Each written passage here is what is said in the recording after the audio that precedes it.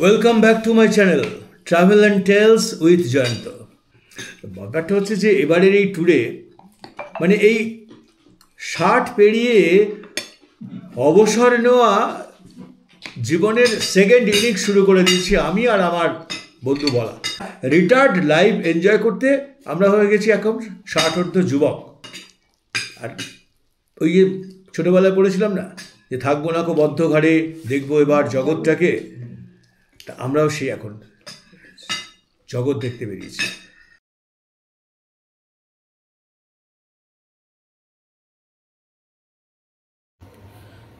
March ভোর 4:15 নাগাদ যখন উত্তরপাড়া ছাড়লাম, শহর তখনও ঘুমে আচ্ছন্ন। গাড়ির জানলা দিয়ে শীতল হাওয়ার স্পর্শ যেন জানান দিচ্ছিল এক দীর্ঘ সফর অপেক্ষা করছে আমাদের জন্য।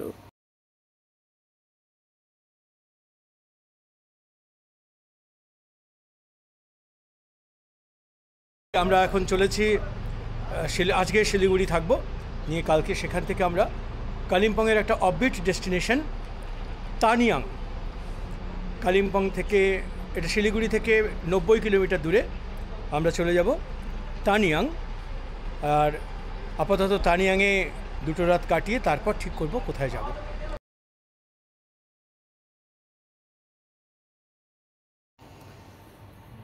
একের পর এক চেনা পথ পেরিয়ে অবশেষে সন্ধ্যা 5টা নাগাদ আমরা পৌঁছালাম শিলিগুড়ি। রাত কাটাবার জন্য উঠলাম ডাবগ্রাম ইউথ হোস্টেলে। এটা 3 বেডেড এসি রুম। আমরা 2টো ঘর বুক করেছি, একটা 3 বেডেড এসি আর একটা double bedded AC. Hostel online বুকিংই হয়েছে ওদের। আর একটা ঘরও আমরা দেখিয়ে দিই। ছিমছাম ইউথ হোস্টেলটা বেশ সুন্দর। খাবারের জন্য এখানে কোনো ক্যান্টিন নেই, এটাই একমাত্র অসুবিধা। তাই বাইরের কাছাকাছি একাধিক রেস্টুরেন্ট আছে, সেগুলোর যে কোনো একটাতে ডিনার করে নেওয়া যায়। পরদিন 14 মার্চ সকাল 8:30। এখন আমাদের ডাবগ্রাম ইউথ হোস্টেল ছেড়ে তানিয়াংয়ের পথে রওনা হতে হবে। মোটামুটি টিম রেডি, বাহনও প্রস্তুত। আমরা উঠে পড়লাম গাড়িতে, তারপর রওনা হলাম তানিয়াংয়ের পথে। আমরা এই 9:20 হাজির হয়েছি সেবক রেলগেটে। কি নাম রেস্টুরেন্টের নাম কি? Highway cafeteria. হ্যাঁ, হাইওয়ে ক্যাফেটেরিয়া। আচ্ছা, এই এটা একদম এনএসকে হবে। সেবক রেলগেটের কাছে 10 নম্বর জাতীয় সড়কের ওপরে হাইওয়ে ক্যাফেটেরিয়ায় momo, bread toast, egg toast আর কফি দিয়ে ব্রেকফাস্ট সেরে আমরা আবার গাড়িতে চেপে বসলাম। রওনা দিলাম তানিয়াংয়ের পথে। সেবক রেলগেট পেরিয়ে কিছুটা এগিয়েতেই বদলে গেল আমাদের রাস্তা। মাথাপিছু 20 টাকা এন্ট্রি ফি দিয়ে কালীঝোড়া ড্যাম পেরিয়ে আঁকাবাঁকা পাহাড়ি রাস্তা ধরে পানবু ফরেস্টের মধ্যে দিয়ে ওপরের দিকে উঠে চলল আমাদের গাড়ি।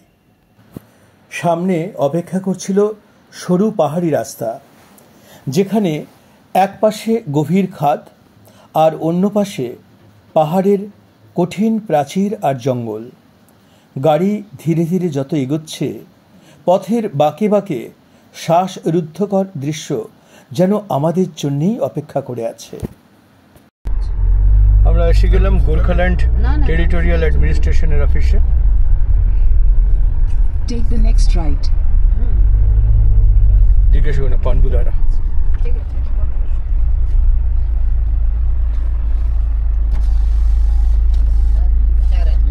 पाँच आदमी सर। पाँच आदमी ना, वो ड्राइव कर लेता नहीं। 4 आदमी का 80 रुपीस लगेगा। 80 रुपीज़। अच्छा, ये पानबुदारा व्यू पॉइंट का रास्ता है ना? हाँ, यहाँ से 2 मिनट लगेगा सर। Thank you sir.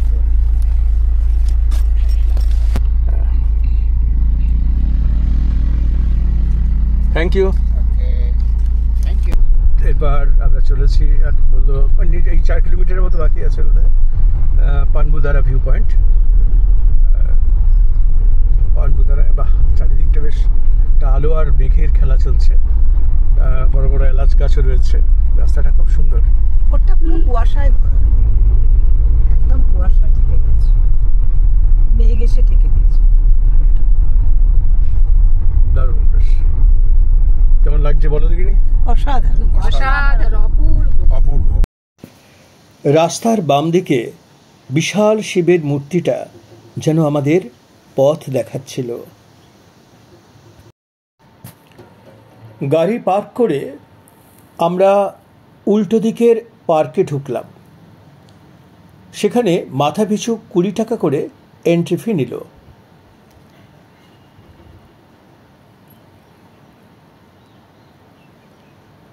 এখান থেকে নিচে বয়ে চলা তিস্তার অপূর্ব দৃশ্য দেখা যায়, আর ভাগ্য সহায় হলে মেঘমুক্ত আকাশে কাঞ্চনজঙ্ঘার অপার সৌন্দর্য উপভোগ করা যায়।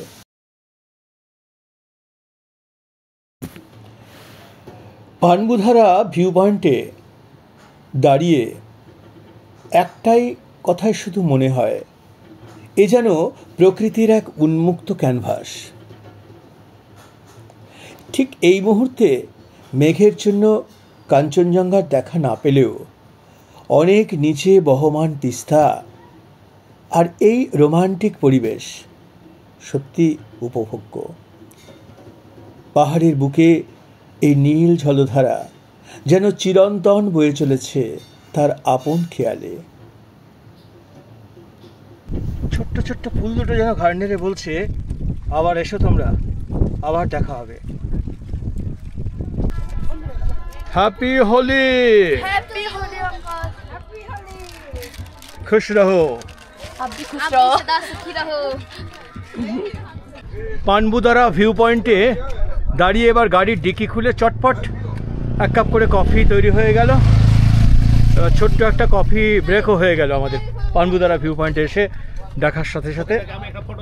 আর বেশ ছোট্ট কফি ব্রেক, তারপর আমরা আবার এগিয়ে যাব আমাদের গন্তব্য তানিয়াংয়ের দিকে।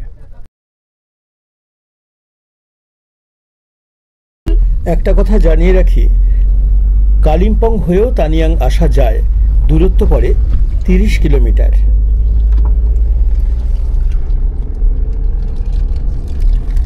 পেছনে সবাই খেতে ব্যস্ত। না, আমি খেতে ব্যস্ত নেই, আমি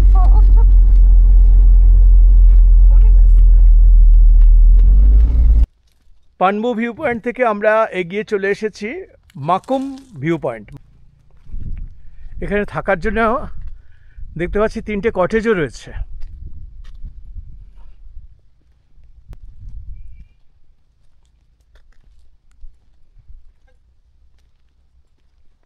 চারটে, এটাও একটা সুন্দর কটেজ।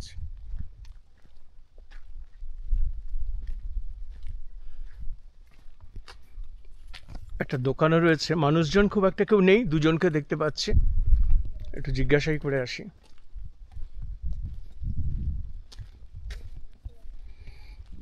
বাহ, বাড়িটা খুব সুন্দর সাজানো গোছানো, হ্যাঁ, কেয়ারি করা, বেশ সুন্দর। এই ভদ্রলোকের নাম দাওয়া তামাং। এই মাকুম ভিউ পয়েন্টে একমাত্র হোমস্টে, মানে গালসাং হোমস্টের মালিক। ওনার কাছ থেকে জানতে পারলাম যে এখানে এই গালসাং হোমস্টেতে মোট 5টা ঘর আছে এবং প্রত্যেকটা ঘর 3 বেডেড, অর্থাৎ 15 জনের অ্যাকোমোডেশন পাওয়া যায় এবং পার হেড পার ডে 1300 টাকা করে ধার্য। এই সাইনবোর্ডে যে ফোন নাম্বারগুলো দেওয়া আছে সেগুলো এজেন্টদের ফোন নাম্বার। দাওয়া তামাংকে সরাসরি যোগাযোগ করতে গেলে ফোন করুন 7811880176 এই নাম্বারে। সত্যি মাকাম ভিউ পয়েন্ট এত সুন্দর জায়গা যে অনায়াসে এখানে 1-2 দিন প্রকৃতির সান্নিধ্যে একান্ত নির্জনতায় কাটিয়ে দেওয়া যেতে পারে। মাকাম ভিউ পয়েন্টে কিছুক্ষণ কাটিয়ে আমরা আবার গাড়িতে চেপে বসলাম, ফিরে চললাম তানইয়াংয়ের পথে।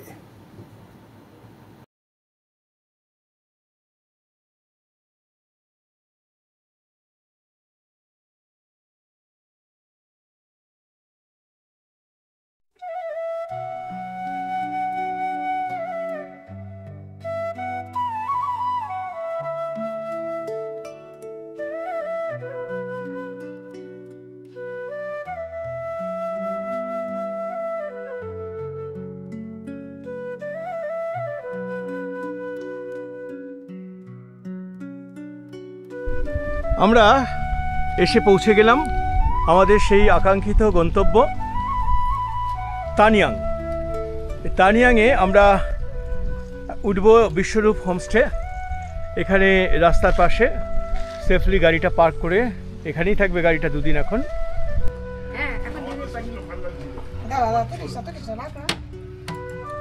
এই হচ্ছে ওয়েলকাম ড্রিঙ্কস। তোমরা এখনো খাওনি? তোমাদের জন্য ওয়েট করছি। বিশ্বরূপ হোমস্টেতে আমাদের ঘরটা একটু দেখিয়ে দিই। 3টে ঘর রয়েছে, 3টে ঘরই ট্রিপল বেডেড। এখানে 2জন শোয়া যাবে এই খাটে, আর এই বিছানায় 1জন শুতে পারবে। আর আয়না রয়েছে এখানে, বেশ এদের একটা এস্থেটিক সেন্স রয়েছে, বেশ সুন্দর। প্রত্যেকটা ঘরে একটা করে এরকম সুন্দর সুন্দর ছবি ঝোলানো রয়েছে, একটা পাখাও দেওয়া আছে। হ্যাঁ, আর একদম টিপটপ কন্ডিশন। এখানে ওয়ার্ড্রোব আছে, কাবার্ড আছে, এখান থেকে ইচ্ছা করলে এখানের ভেতরে রেখে দেওয়া যায়, সুন্দর ব্যবস্থা। আয়না রয়েছে। আর বাথরুমটা দেখিয়ে দিই। এই বাথরুম, কমোড রয়েছে, র্যাক আছে, একটা গিজার রয়েছে, মিরর রয়েছে, বেসিন রয়েছে, খুব সুন্দর। বিনস, একটা গার্বেজ বিন রয়েছে যেখানে ফেলা যায়। বাস। আচ্ছা, তারপরে আমাদের এই প্রত্যেক ঘরেই সামনে তো এরকম একটা করে জানলা আছে দরজার পাশেই, যেটা দিয়ে সরাসরি কাঞ্চনজঙ্ঘা দেখতে পাওয়া যায়। আর এই ধারের ঘরটাতে আমাদের একটা ফ্যাসিলিটি হচ্ছে যে এই আর একটা জানলা রয়েছে, এই পর্দা সরালে এখান থেকেও কিন্তু এটাও একটা দারুণ ভিউ উইন্ডো। এই পর্দা সরালে এখান থেকেও বেশ সুন্দরভাবে বাইরের দৃশ্য দেখতে পাওয়া যায়। আর আরেকটা ব্যাপার হচ্ছে যে প্রত্যেক খাটের সঙ্গে এখানে মোট, যেহেতু এটা 3 বেডের ঘর, 3জন থাকতে পারে, তাই 3টে চার্জিং পয়েন্ট রয়েছে। এখানে 2টো রয়েছে। আর ওই কোণে ওই যে আমার ওই যে মোবাইলটা দেখা যাচ্ছে, চার্জারটা দেখা যাচ্ছে, ওইখানে একটা, এই খাটের শেষে আর একটা রয়েছে, এই যে এখানটাতে আর একটা রয়েছে। লাঞ্চের ডাক পড়তেই ওই ডাইনিং হল, মানে কাঁচ দিয়ে ঘেরা ডাইনিং হলে হাজির হলাম। কাঁচের ঘরে বসতেই সামনের প্রকৃতি যেন চোখের সামনে একখানা ছবি হয়ে ধরা দিল। এই নিস্তব্ধতা, এই নির্জনতা, প্রকৃতির কোলে বসে দুপুরের লাঞ্চটা হয়ে উঠল আরও স্পেশাল। এটা কি জিনিস? চাটনি। চাটনি। বাহ বাহ বাহ বাহ। কি কি আছে? আরে বাস, মাছের পিস বেশ বড়। উচ্ছে ভাজা, তোমাদের 2টো বাহ, ডাল, বাহ বাহ, তরকারি, আচ্ছা, মাছ, তারপর পাপড়, পাপড়, চাটনি, স্যালাড, পাপড়, চাটনি, স্যালাড। বাহ। আর আমিও আর থাকতে পারছি না, এত ভালো। ওরা সব খাওয়া শুরু করে দিয়েছে, আমিও এবার লাঞ্চ শুরু করে দিই। সন্ধ্যের পর থেকে তানইয়াং আলোক মালায় সেজেছে। এর মধ্যেই আমাদের পাকোড়া, ইভিনিং স্ন্যাক্স দিয়ে দিয়েছে, পাকোড়া আর চা। ওরা শুরু করে দিয়েছে, প্রত্যেকেরই প্লেট প্রায় ফাঁকা, কিন্তু আমার প্লেট ভর্তি। আমি আর দেরি করবো না, আমি এবার হাত বাড়াই আমার পাকোড়ার প্লেটের দিকে। আহা হা হা।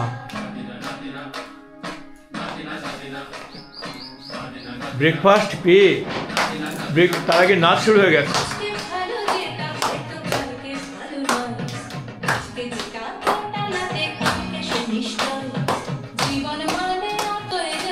কি বুঝছেন? এইরকম অ্যাম্বিয়েন্স, এইরকম প্রকৃতি আর এইরকম ব্রেকফাস্ট, নাচ এমনি উঠে আসছে। আরে কি বানিয়েছো বলো দেখিনি? বিরিয়ানি। আরে বিরিয়ানি, আরে বাস। আমি বিরিয়ানি খাবো না বলে আমার জন্য ভাত নিয়ে এসেছে, আর ভাতের সঙ্গে রয়েছে মাছ, সর্ষে পোস্ত দিয়ে মাছ, আলু ভাজা, ডাল আর রায়তা। মানে ফাটাফাটি ব্যাপার। রায়তাটা দুর্দান্ত হয়েছে, তাই না? এখন রিপোর্টেড রায়তা নাকি দারুণ দুর্দান্ত হয়েছে। কোনটা কি পরিমাণ বিরিয়ানি ফেরত যাচ্ছে একবার দেখো, আর কি পরিমাণ দিয়েছিল নিশি। ও ওরে বাপ রে বাপ।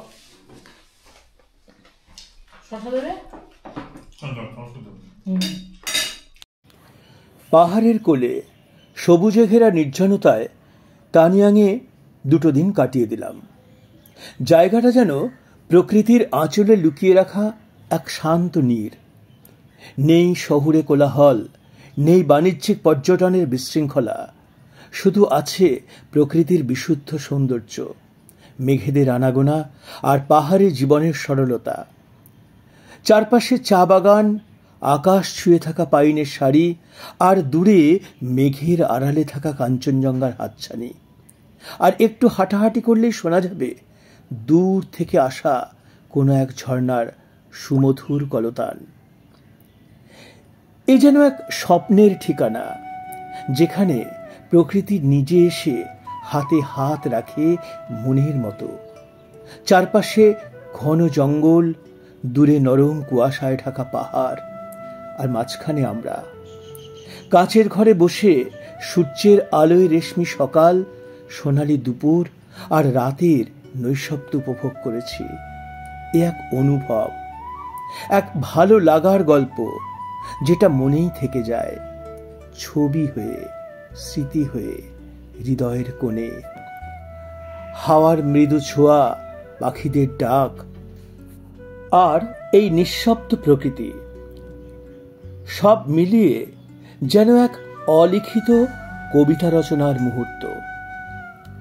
এখানে সময় থেমে যায় আর মন ঢেউ তোলে নীরব আনন্দে।